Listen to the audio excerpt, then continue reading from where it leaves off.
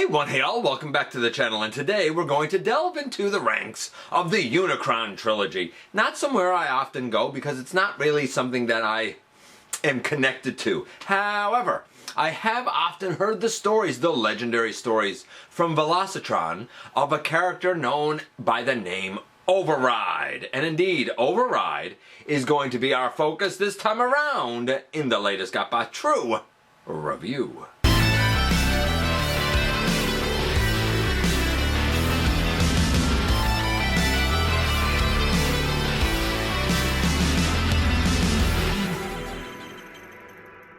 Hey all, welcome back to the channel. I'm your host, your most humble of hosts, Dennis Moulton, aka GotBot. As always, man, please like, comment, share, of course, subscribe. And while you're at it, light them up, baby. And hit that notification bell. It helps me out a ton, and it lets you know when content of all sorts goes up here on the channel. Check out Machinery of Man, The Everything Factor, all the groups that I'm either a mod or an admin for, as well as all of my social media links. All of that down in the description below. If you are in a position to help the channel to grow, you can use the donate link, check us out on Patreon, see what we offer to you through Teespring, or of course hit the join button, baby, right here on YouTube, become a channel member. And this is Cybertron Override. Actually, this is the repaint of that mold, and while it might not be the most animation accurate iteration of this character, it is charming in its own way. And maybe if you ascribe to the notion of this being, what is it, like Nitro Prime, something like that, Nitro Convoy, is that it? Nitro Convoy in Japan? Maybe this looks a little more convoy-ish. I don't know. Interesting offering of a character that I really didn't know much about, or couldn't recall much about. Cybertron Override. Without any further ado, how about we head over to the table and take a closer look at her. And this time around, we're having a look at something a little bit different with the Transformers Cybertron Override. A character that kind of has a cult following, but one that I was never super familiar with. This isn't mine. This is on loan by good friend of the channel, Maximal10. I appreciate him letting me take a look at this mold, this character. Not one that I really know, just for interest's sake. Pretty sure that this is a deluxe from that line, just to give an idea of something kind of comparatively mainline and current-ish. kind of current. We have Override next to Prowl. This, of course, is the Earthrise Prowl. I mean, you know, Deluxe was bigger. It is what it is. Now, this obviously is the redeco, the Override GTS that came out later, wave 5, wave 6, something like that. Basically, as best as I can tell, the white became like a light gray. There's probably more black.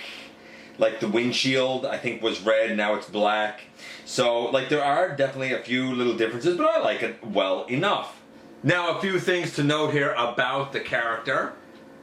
The planet key up here that's outlined in gold is for Velocitron. I think it has a different symbol on it, though, than the original Cyber Planet key. It, you know, it makes some things pop and ding and stuff, like these double-barreled missile things, although one of them on this copy doesn't tend to really stay in anyway when you have the Cyber Planet key out. So, like, the spring-loaded gimmick is a little iffy. The arms, they tend to be able to be spring-loaded and come out.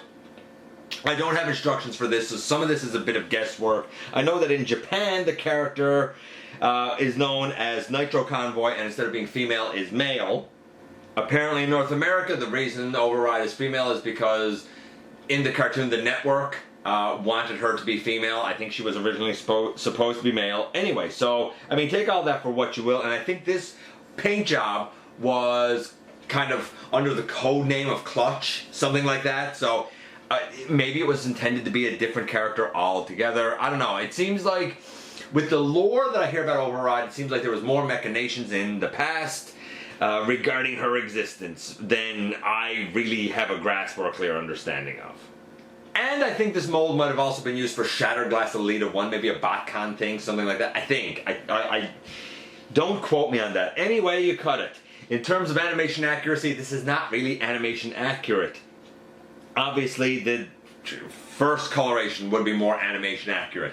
This looks good, but I mean, it's off. I mean, for a look, I mean, to me, it's, I don't know, an 8 or 9. Like, I think it looks cool, but for accuracy, I mean, we should have some blue on the thighs. You know, the chest there where we have the black windshield should be the red windshield, where some of the black and gray detailing is. Some of that should be blue detailing. You know, the head here is mostly black with gray highlights. It should mostly be kind of red with white highlights and blue highlights, I guess. The face should be like a gold color. So there's things here that if you don't know the character, I don't know if you would say that this is it. I'm going to have to say that for animation accuracy, it's only about a 5. I'd like to say more, but the fact is the kind of original usage is the better coloration. That being said, this does look cool. Okay, so not a great start. I'm going to split the difference. Personally, I like the scheme. I would have said 9. The animation accuracy is 5 at best, and that's really only because we do have red here and the silhouette of the body is pretty correct. I'll split the difference, I'll say 6.5. The articulation, let's take this out of her hand and see the articulation. We have a head that wiggles left and right. If it moves more than that wiggle, I can't get it to move more than that wiggle. The arms here, they can go all the way around. They can go all the way out. We have swivel. Yeah, we have a bicep swivel. We have elbow to 90 degrees, but feels like it could go more, but I'm going to say 90 degrees. Nothing at the wrist that I can discern. No waist because of the weird way the hips are. This just came unpegged. There's a couple of ways to peg the back in here. It depends on if you have, and I guess I'll show this now since I'm here. It depends on if you have the back empty like this or if you put like the backpack section thing in there. So with the back empty like this, basically there's a peg hole here and a peg up here, and you bring this up over and it pegs on there somewhat loosely. If you want, you could take the backpack section here and it tabs on. There's 2 pegs and it just tabs on with those 2 pegs. There's a peg right there and a peg hole right there and a peg right there. So you would bring this up over and put it in that peg hole now. You can't use the Cyberplanet key this way, and I don't think that there's a place to store it, not that I've seen. So just worth noting. Anyway, down to the legs, all the way out to the side. We have legs that can go forward that far. It'd be nice if they could go forward further. Back a fair bit. Actually, I guess they could go forward further if you bend the knee. They can go forward further because it's that knee pad really that keeps it from going all the way out. Yeah, you can get seated position. I'm going to give it to her. Thigh swivel built inside the thigh like that. Toe tilt down, no ankle tilt, and the way the hips are is really weird for transformation. You kind of get this weird rotation, I'll call it. It's really strange, but like I said, it's for transformation. I guess you could maybe get it to work in your favor for certain poses if you are lucky. Can she stand up with her backpack in? Yeah, she can stand up with her backpack in. All right.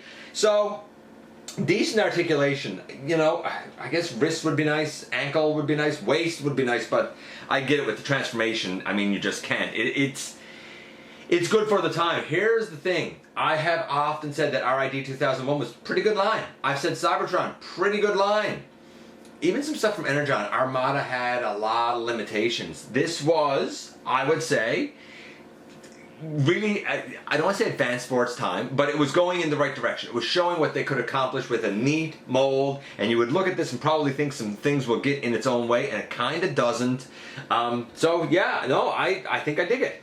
So we take that off, if we want, and you could even leave it down, or like I said, you can put it all the way up there. We do have to do the transformation. I don't know if I explained how that goes. I think I did. We do have to do the transformation. I wish that was a little more secure on the back, though. I don't know.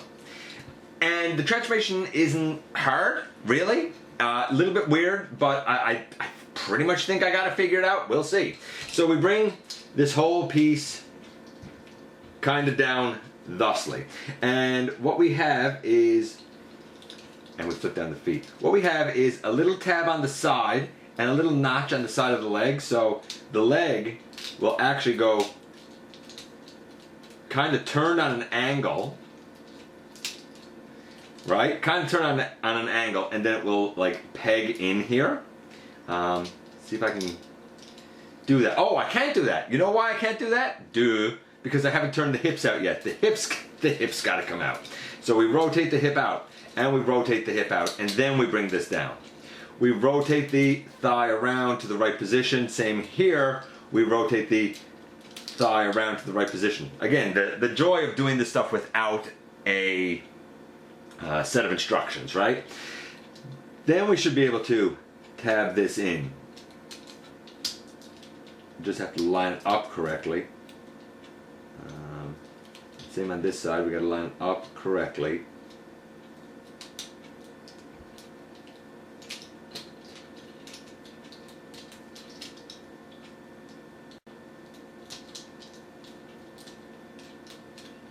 So we put that hole in there, and then we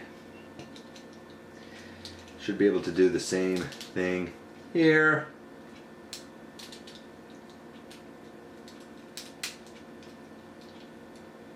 Put those in like that. Then the arms here and the upper body. With the upper body, we should be able to kind of pick all of this just up and over like that. It doesn't like to stay in. The spring-loaded nature of this really makes it pop. The arm comes down and in. That arm comes down and in. Put up the two little like tail finny sections, and we should be able to pick all of this forward, and it should tab in. This one likes to pop a bit. I'm gonna get it tabbed in, but basically, boom, here you have overdrive in her vehicle mode. And oh yeah, this is looking pretty good. Now, it's somewhat precarious with this copy of the mold, but there's a lot that's spring-loaded, and it's like on a hair trigger. When you bring this forward, there's a little black tab on the roof piece. And kind of on this black crossbar, there's a little slot, and that's what this locks into. If you don't line that up perfect, you're really gonna struggle to keep the roof forward. Otherwise, it rolls all right in zero clearance. If everything's not perfect, it's not going to roll quite right. Neat looking Cybertronian sports car mode, man. This is pretty cool. Easy, fun transformation. I'm going to say the transformation's a 10. The articulation was mostly there. That was a solid, I know I talked about a few limits, but I'm going to say that was a solid 8, certainly for the time. We had a 6.5 for the look because it's not really animation accurate, as cool as it looks. Overall, this is about an 8. It was and still is pretty darn good. As for the Cyber Planet key, that can go in back there. And yeah, like it kind of makes a battle mode, like these pop out and the whole thing pops back and all of this goes forward, and I don't know. I'm calling it a battle mode. I don't really know what else to call it. Probably even rolls a little bit better, to be honest with you. So, it depends on how you want your mode to look. General sports car or like this. I'll say this.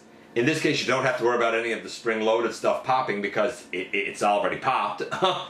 Otherwise, you know, one little tap I find on this copy of it is going to make something pop.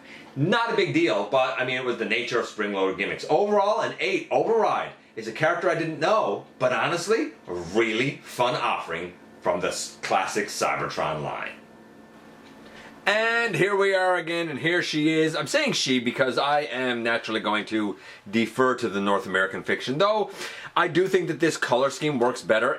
Like, if you're going by the male iteration and Convoy, I feel like that this works pretty darn well. For Override herself, like, obviously I think the original looks the best because it's animation accurate, but there is a real charm here. This looks good. The grays, the blacks, the silvers play off each other nicely. The transformation is quite good, simple, but effective. I do think that the spring-loaded stuff is a bit of a hair trigger, and the articulation is quite impressive for the time. A couple of minor limits, you know, a waist would be nice, and the wrist rotation would be nice. We've gotten used to those things, but for all intents and purposes, this is actually a pretty charming character and a pretty charming Transformer. Let me know what you think about Override and, of course, the repaint version here. I appreciate you coming by, man. Give me some of your extremely valuable time. I do know how important it is to you. If you're in a position to help the channel to grow, you can use the donate link. You can check us out on Patreon. You can see what we offer to you through Teespring, or of course you can hit the join button right here on YouTube. Become a channel member. While you're at it, hit the subscribe button. Stick around. Have some fun with us. You know, we do a lot here on the channel. And don't forget that somehow, some way, each and every single solitary day, you right there, you do make a difference. And I look forward to the next time, baby, that you and I get together to have another visit, either in the live streams on Thursday nights, at the stop motion premieres of the old fashioned way, baby, right here, inside the videos.